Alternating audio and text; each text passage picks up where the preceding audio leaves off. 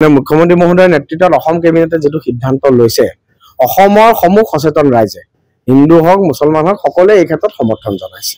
Sir এটোতো আৰু বহুত বেছি প্ৰতিক্ৰিয়া প্ৰকাশ কৰিব লগা বিষয়টো নহয়।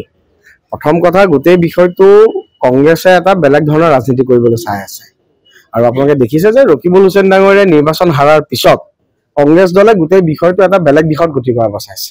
কিন্তু মাননীয় মুখ্যমন্ত্ৰী মহোদয়ৰ নেতৃত্বত অসম কেবিনেটে যেটো সিদ্ধান্ত লৈছে অসমৰ সমূহ সচেতন ৰাইজে হিন্দু হওক মুছলমান হওক সকলোৱে এই ক্ষেত্ৰত সমৰ্থন জনাইছে। কাৰণ এটো এটা পাৰস্পৰিক সম্প্ৰীতিৰ কথা আৰু সকলোৱে ইতিমধ্যে মাননীয় মুখ্যমন্ত্ৰী মহোদয় এই ক্ষেত্ৰত নিজৰ স্থিতি স্পষ্ট কৰিছে। মই কংগ্ৰেছকে ধৰি পেলাই ৰকিবুল হুছেইন ডাঙৰীয়াকে ধৰি পেলাই যিসকলে গোটেই বিষয়টো এটা বেলেগ দিশত গতি কৰাবলৈ চাইছে তেওঁলোকক মই অনুৰোধ জনাম যে আমাৰ যি সম্প্ৰীতি আৰু ৰাইজৰ আমাৰ চৰকাৰৰ যিটো এটা গুডউইল মানে ডক্টৰ হিমন্ত বিশ্ব শৰ্মা ডাঙৰীয়াৰ নেতৃত্বাধীন চৰকাৰখনে যিটো বিষয় সন্মুখত লৈ পেলাই যিটো ইন্টেনশন সন্মুখত লৈ গোটেই বিষয়টো সিদ্ধান্ত গ্ৰহণ কৰিছে মই অনুৰোধ জনাম যে এই বিষয়ত যেটা তেওঁলোকে সমৰ্থন দিয়ে।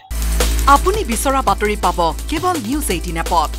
নিউজ 18 এপ ডাউনলোড কৰিবলৈ স্ক্যান কৰক এই QR কোড।